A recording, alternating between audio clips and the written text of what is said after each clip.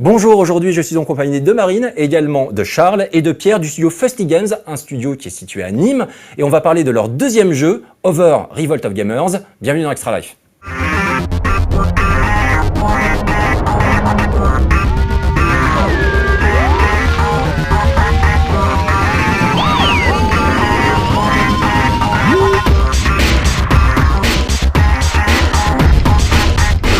Alors, on va commencer déjà par vous présenter. Donc, qui veut prendre la parole? Charles. Tu t'occupes de quoi sur le jeu? Et donne-nous ta fonction et ensuite parle-nous un petit peu de ton parcours et ce qui t'a mené au jeu vidéo.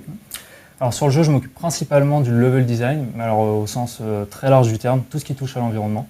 Donc de la conception de design, recherche d'idées, artistique, on va dire l'aspect artistique.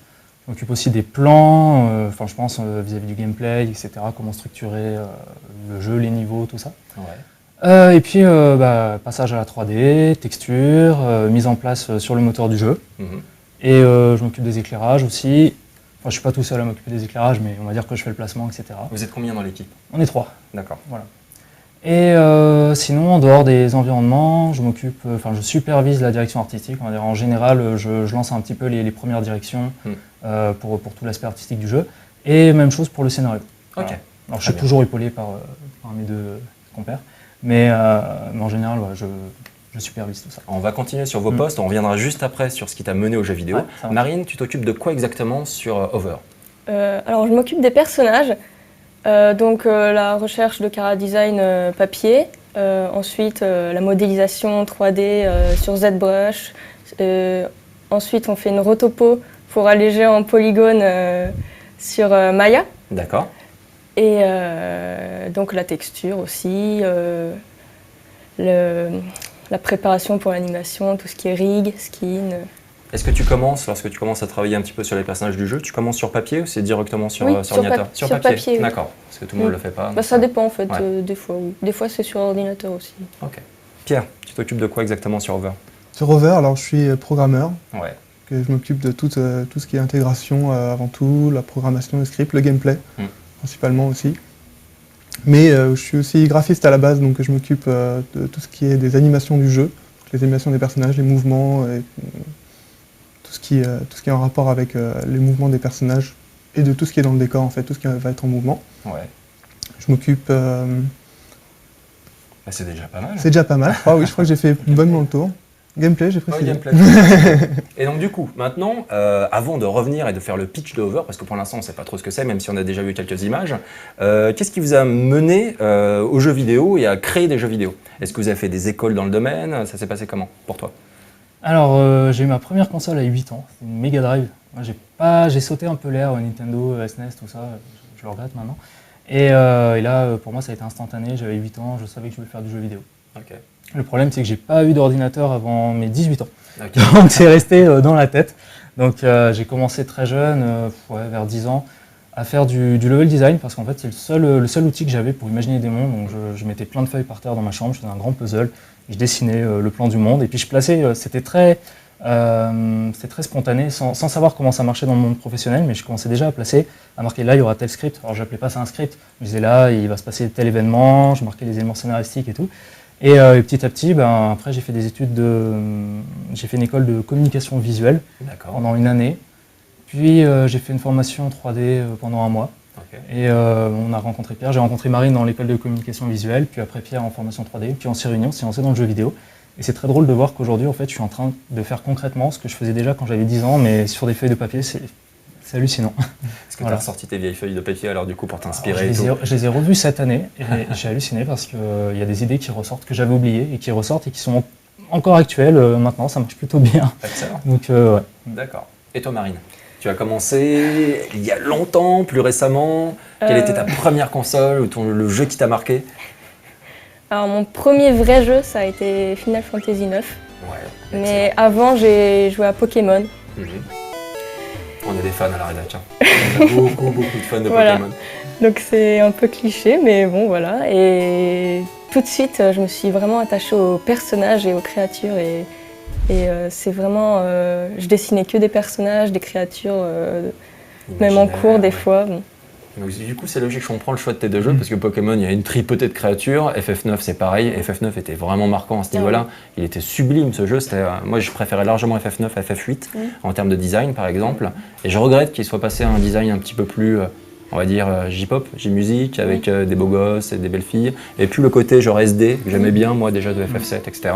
J'ai trouvé qu'ils avaient perdu un petit truc avec ça, mais bon. Et toi, quelle est ta première console, ton premier jeu? Alors, première console, premier jeu, je pense que c'était sur arcade quand j'étais tout petit. Ouais. Donc sûrement un Tetris ou quelque chose comme ça. Mais le jeu qui m'avait marqué quand j'étais tout gamin, j'étais tout jeune, hein, peut-être moins de 6 ans. Je sais que j'allais chez mon voisin et qu'il avait la NES, si je me souviens bien. Et c'était un beat'em all, on pouvait jouer à deux. Je me souviens plus du nom. C'était le deuxième opus. Enfin bon, ça je me souviens plus du nom. Enfin, c'était très très vieux. Hein. Okay. Et j'ai jamais vraiment arrêté de jouer aux jeux vidéo. Ça a été un truc qui m'a suivi toute mon enfance, tout ça. Par contre, le fait de faire du développement de jeux vidéo, ça arrivait beaucoup plus tard, même si, enfin, du moins la volonté d'être professionnel dans ce milieu, c'est-à-dire que j'ai commencé vers 14 ans à faire de la 3D, à m'intéresser à tout ce qui touche aux jeux vidéo, mais pendant très longtemps je me suis dit non, je toucherai pas à ça, jeux vidéo c'est un monde à part, je veux pas devenir professionnel, je voulais faire quelque chose qui me paraissait plus simple, la bande dessinée en fait c'est beaucoup plus dur. Et du coup, c'est il n'y a pas si longtemps justement, je me suis dit merde, je fais peut-être plus de jeux vidéo finalement que de BD, que d'autres choses, et il serait peut-être temps que je m'y mette, il serait peut-être temps que je passe le cap au-dessus, quoi. Et du coup, quel était votre premier jeu avant Over? Avant Over. C'est le secret des poulpes de l'espace. Ouais. Et en fait, c'est quand on s'est rencontrés, au bout d'un mois, même pas. On s'est Déjà dit, sur celui-là, tous les trois, vous bossiez ensemble? Ouais. Okay. Et on était accompagnés de Gimli aussi, et puis d'un autre d'un ami qui s'occupait de tous les doublages, Adrien Fernandez. Et en fait, tout de suite, quand on s'est rencontrés, on s'est dit qu'il faut qu'on bosse sur un jeu. Et puis nous, on était en train d'apprendre.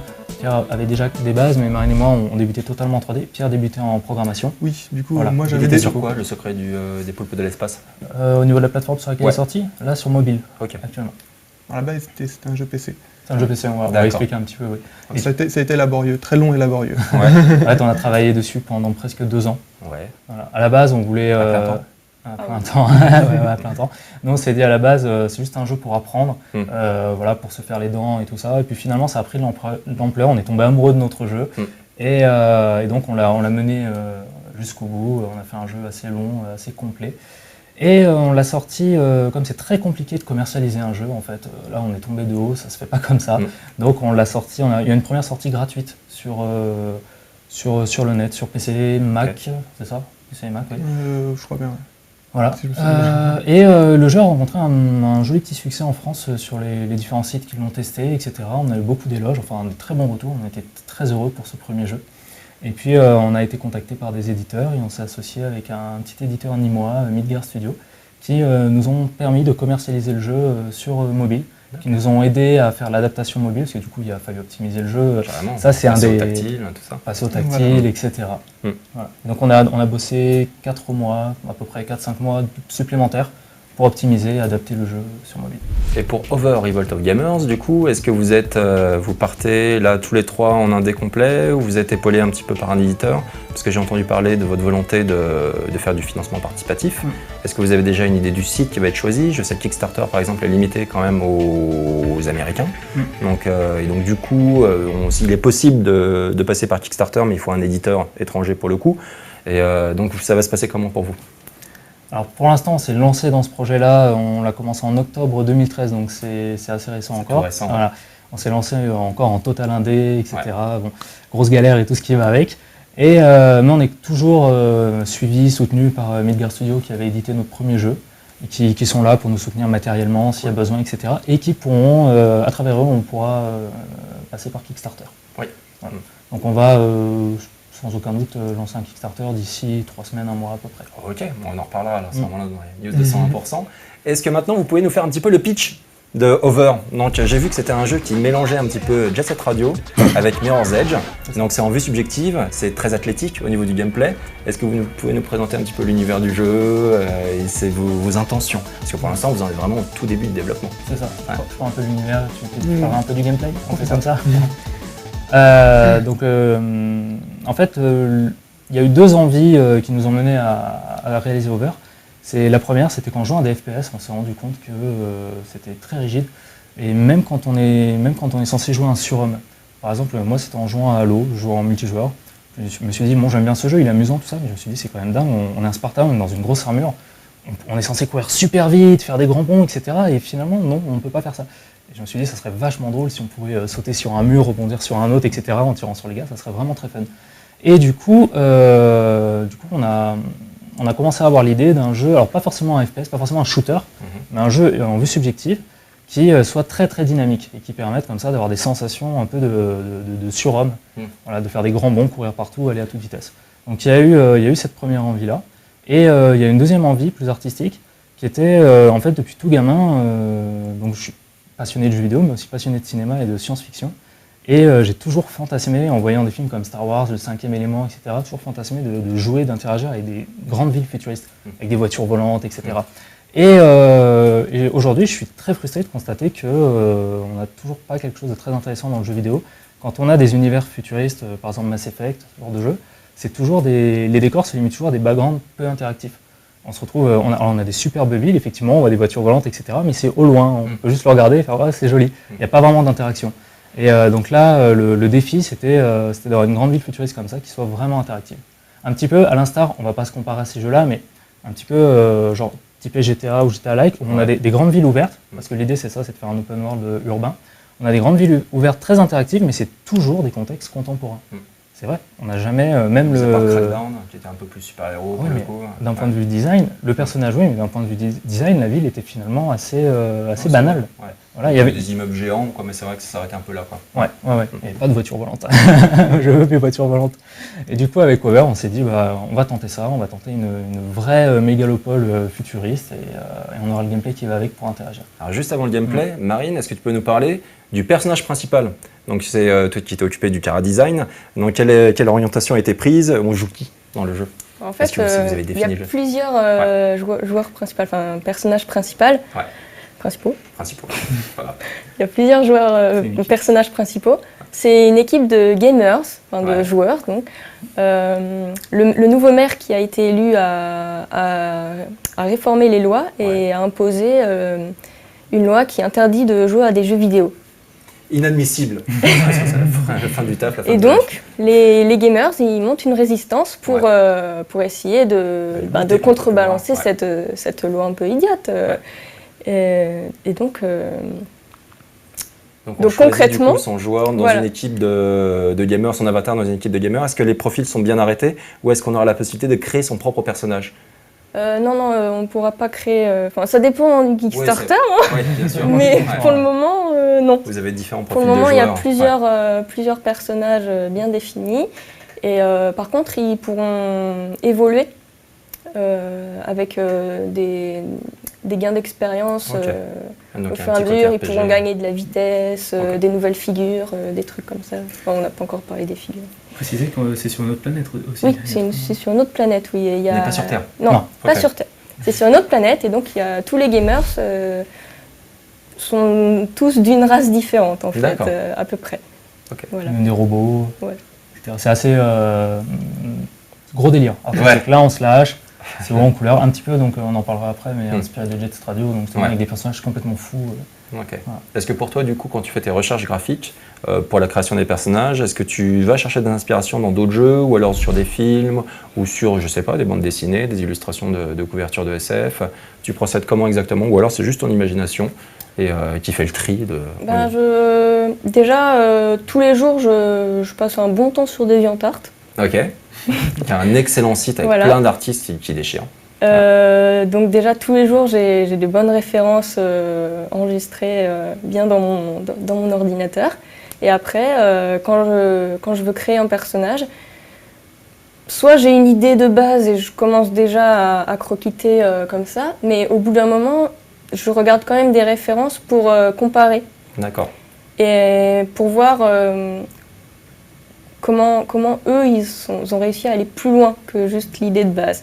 Et donc j'essaye de prendre quelques trucs que j'aime bien sur plusieurs références et de me les réapproprier. D'accord, je vois tout à fait. Gameplay, du coup, ça se joue comment exactement? Ou comment ça va se jouer? Comment ça va jouer? Déjà, ça ressemble énormément à FPS classique. Ça passe donc beaucoup à Mirror's Edge qui a rajouté un peu l'idée qu'il n'y a pas forcément des flingues. Et dans Mirror's Edge, on n'est pas obligé de les ramasser et de buter tout le monde.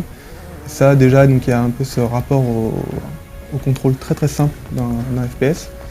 Après, le jeu, il y a déjà les inspirations Jet Set Radio, mais aussi un peu Tony Hawk. C'est-à-dire ce côté, moi je voulais essayer d'apporter quelque chose de très très fun, d'assez immédiat. Et de figure tout à l'heure, ouais, c'est ça. C'est des choses que j'ai trouvées dans des jeux comme Jet Set Radio, comme Tony Hawk, c'est-à-dire que tu arrives dans un monde un peu ouvert et tu te retrouves à slider de partout, à faire des figures, faire des machins, à t'approprier l'environnement. Et tu as bien des missions qui sont à faire, qui sont d'ailleurs assez définies hein, dans les Jet Set, dans les Tony Hawk, tout ça. Mais tu peux faire un peu ce que tu as envie. Si tu as envie de t'amuser, tu peux t'amuser. C'est vrai que qui n'a pas déliré pendant un quart d'heure sur une rampe sur Tony Hawk. C'est toujours un jeu auquel je peux jouer aujourd'hui et ne pas m'arrêter jusqu'à la fin. C'est démoniaque ça, un jeu comme ça. Et c'est vrai que j'essaie de retrouver ça dans le gameplay d'Over, de rajouter ce fun immédiat avec ce côté figure. Mais il y a aussi un côté course. Du coup, les personnages sont équipés de quelque chose? Ils ont quoi au pied? Ils courent, tout simplement? Ou alors ils ont des trucs un peu... Ils ont des bottes high-tech, magnétiques, on ne sait pas trop. C'est une autre planète, hein, on ne sait pas vraiment. Mais oui, ils ne pourraient pas faire ça sinon... Du coup, ils sont immortels aussi. Oui, c'est vrai que le jeu rentre dans le... Il n'y a pas de combat, il n'y a pas non plus de mort, il n'y a pas une sorte de punition, tiens, vous allez tomber dans le vide, vous allez mourir. C'est pas le délire du jeu. De toute façon, vous allez avoir des missions dans le jeu qui vont vous amener à vouloir gagner une course, à vouloir gagner, à vous échapper à la police du jeu, vouloir récupérer quelque chose.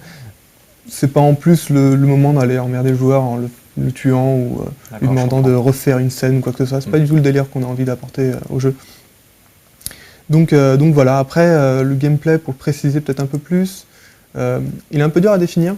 Est-ce qu'on a des armes? On n'a pas d'armes. Non, pas d'armes. Uniquement, on court, on s'accroche, etc. Donc quels sont les objectifs exacts? Comment est-ce qu'on va lutter justement contre ce maire qui a fait voter sa commune? C'est le but du jeu, c'est le but initial du jeu, c'est aux joueurs de devenir leader des gamers, c'est de monter, pour ceux qui voient après, c'est de monter en rank et d'arriver à devenir le leader des gamers pour la dernière mission qui va être d'aller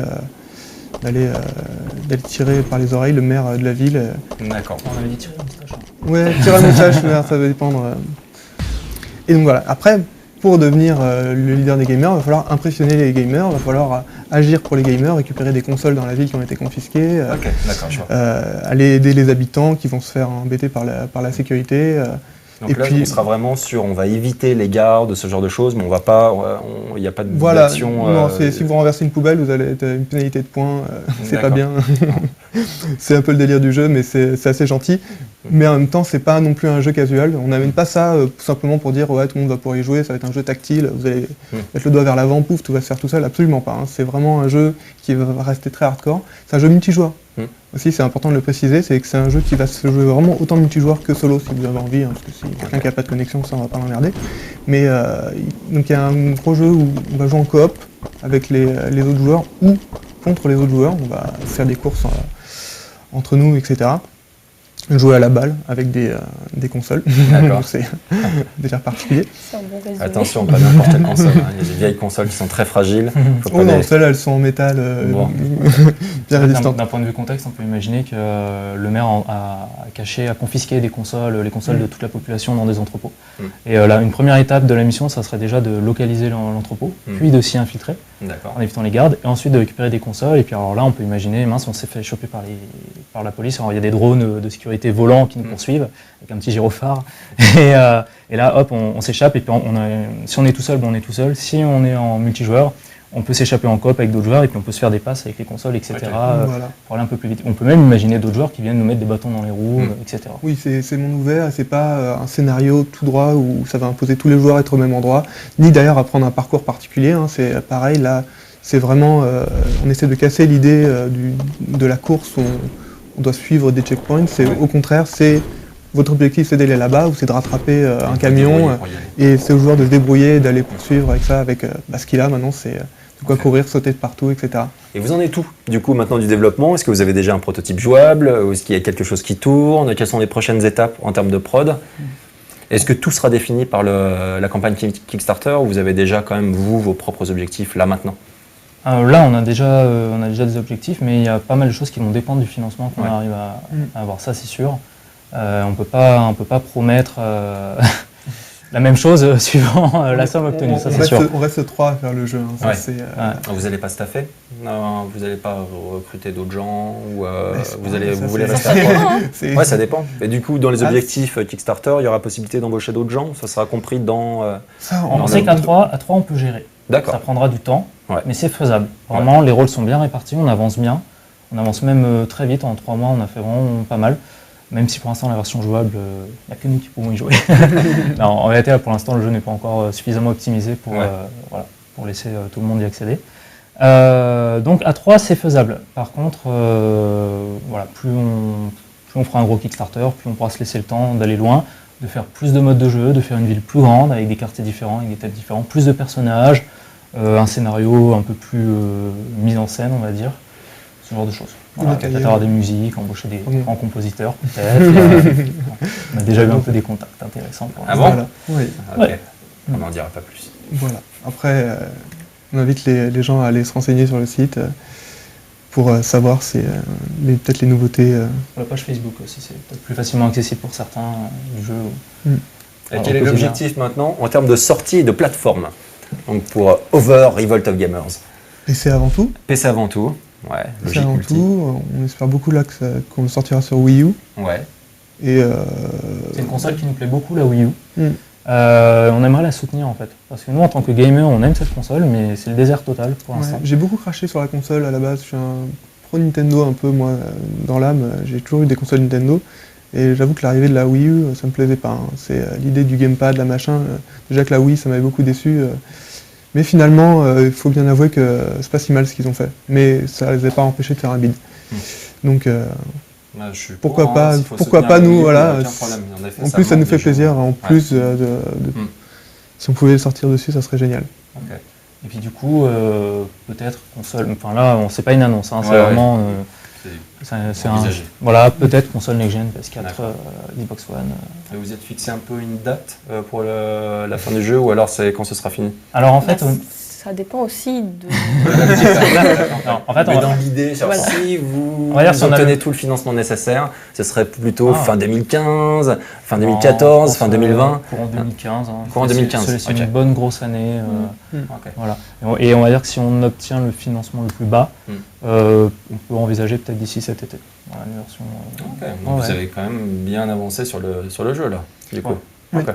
Surtout, on s'est bien organisé pour pouvoir faire le jeu, parce que c'est pas rien. On s'est donné des objectifs faisables, surtout, qui nous plaît énormément, bien entendu, mais le financement, ça dépend pas directement de nous. On a imaginé le jeu, on s'est mieux organisé que notre premier jeu. On a vraiment... qui était pour un premier jeu plutôt bien organisé. Là, on a vraiment pensé le jeu par étapes. Ouais. Donc, il y aura, que ce soit en termes de contenu ou en termes de finalisation, ça, nous, c'est vraiment... on est à cheval là-dessus, on veut quelque chose de propre, de clean.